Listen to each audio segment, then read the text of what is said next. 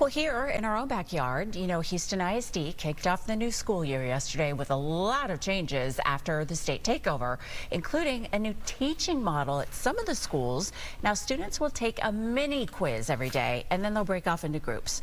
Those who need a little more instruction will stay there in the classroom to get it, while those who have excelled or, kind of mastered the lessons of the day, they'll move on to a team learning center.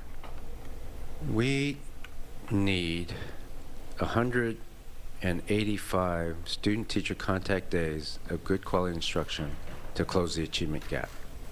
Now, teachers are also getting used to the new rules, like keeping the classroom doors open. Some staff members worry that that could lead to safety issues. Katy community members packed the school district's 7-hour-long Board of Trustees meeting last night to voice their opinions about a controversial new policy that centers around transgender students. So this might be the first time you're hearing it, because this meeting went until almost today. So Shelby Rose is live to break down what happened and what it means. Good morning.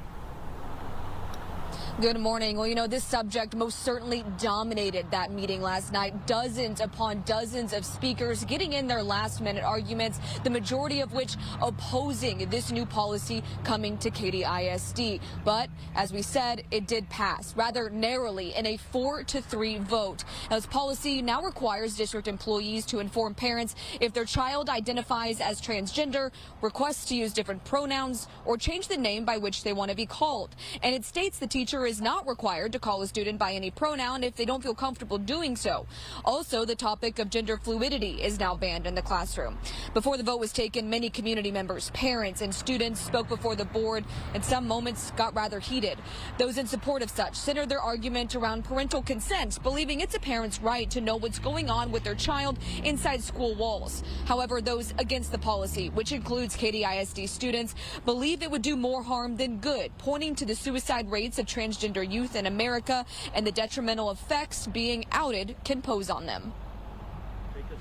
Coming out or telling people that you are gay or trans is already hard enough, knowing that they will support you.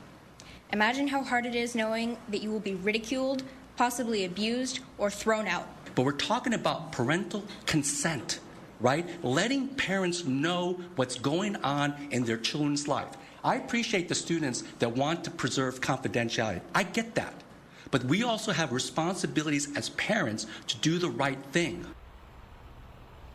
And also included in this policy, students are now required to use bathrooms and locker rooms and other areas such as that with the gender that they were assigned at birth. Reporting outside Katy High School, Shelby Rose, Fox 26 News.